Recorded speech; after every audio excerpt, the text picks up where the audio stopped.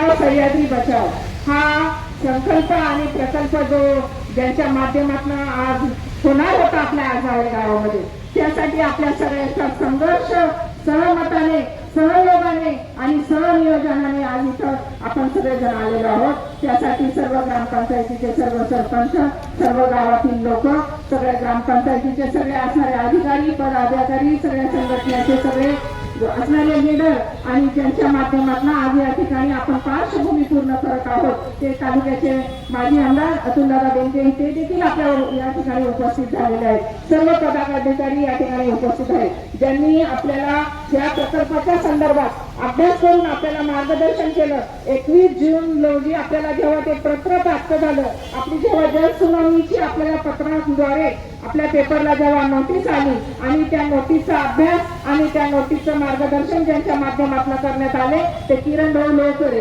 त्यांनी खूप त्याच्यावर अभ्यास केला. 1 महिन्यानंतर त्यांनी आपल्या सगळ्यांच्या समोर तो लेखाजोखा ठेवला आणि त्या लेखाजोख्यामध्ये आपल्याला कळालं की आजनाळे ही ग्रामपंचायत आपल्या जुन्नर तालुक्याची आहे आणि जुन्नर तालुक्यातली आजनाळे ग्रामपंचायत आणि या ठिकाणी असणारं आडोशी गाव आणि खाली मोरगाव तालुक्यातील बोरांडे हे गाव, या दोन्ही गावांचा संगम घेऊन जो अदानी आपल्या गावामध्ये प्रकल्प करत आहे ते जुन्नर तालुक्याला लागलेला एक काळिंबा आहे आणि त्या काळिंबा बाद करण्यासाठी आपण सगळ्यांची एकजूट बांधली पाहिजे. त्या संदर्भात आमची 5 ऑगस्ट देखील आमची मिटिंग झाली. आदिवासी भवन या ठिकाणी सगळ्या कार्यकर्त्यांची, सगळ्या सरपंचांची, सगळ्या संघटनेची, त्या ठिकाणी पदाधिकाऱ्यांची मिटिंग झाली आणि त्या मिटिंगचं नियोजन असं ठरलं की 9 ऑगस्टच्या आधी आपण त्या सुनावणीचं पत्र देखील आपण त्यांच्यापर्यंत पोहोचवलं पाहिजे. त्यानंतर सगळ्या संघटना मार्गदर्शन करायला लागल्या, प्रत्येक गावामध्ये त्याचा लेखाजोखा पोहोचायला लागला आणि प्रत्येक कार्यकर्त्यामध्ये, प्रत्येक गावामध्ये त्याची चुळचुळ व्हायला लागली. प्रत्यक्षात पाहायला गेलं तर प्रत्येकाला कल्पना आणि संकल्पना जी काय आहे ती माहीत नव्हती. जेव्हा या मिटिंगच्या द्वारे जी संकल्पना सगळ्यांच्या समोर आली तेव्हा सगळ्यांना लेखाजोखा कळाला आणि जेव्हा अदानी हा प्रकल्प काय आहे ते प्रदूषण महामंडळाने जेव्हा आपल्याला पत्रव्यवहार केला आणि त्या पत्रव्यवहारामध्ये जमिनीचा आपल्याला हस्तांतर करण्याचं जेव्हा नमूद झालं तेव्हा आम्ही सगळेजण जागे झालो आणि कडकडून आमच्या सगळ्यांची भूमिका पार करण्यासाठी सगळ्यांनी एकत्र लढा देण्याचं ठरवलं. जेव्हा आपल्याला कळालं की पेसा ग्रामपंचायत असेल, जर तुम्ही हक्क दाखवत असेल, पेसा ग्रामपंचायतीला कुठलाही पत्रव्यवहार न करता तुम्ही जर पेसा ग्रामपंचायतीमधील जमीन जर हस्तांतर करत असेल ही कुणाच्या बापाची नाही, जमीन आमच्या आदिवासींच्या हक्कांचं अस्तित्व असणारी जल जंगल जमीन ही आमच्या आदिवासींची आहे.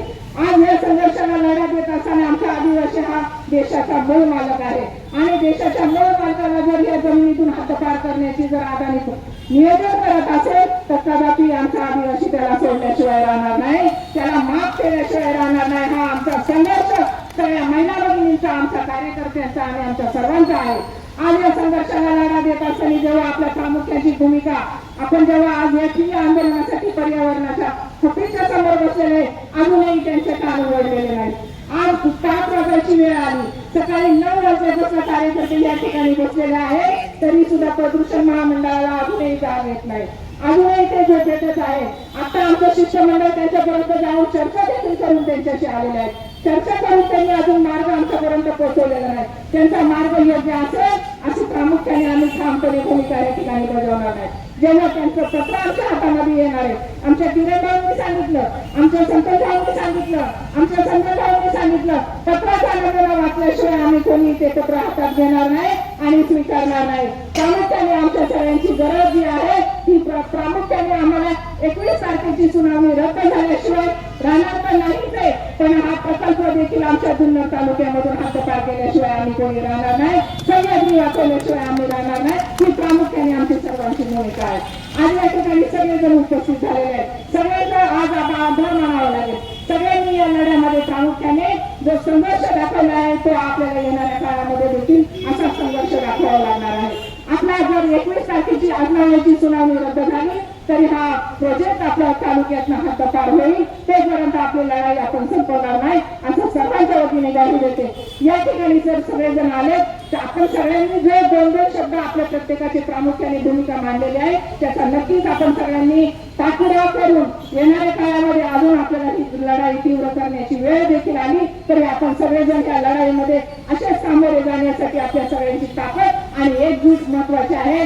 सह्याद्री वाचला पाहिजे, सह्याद्री वाचला पाहिजे एवढे बोलतो सांगते.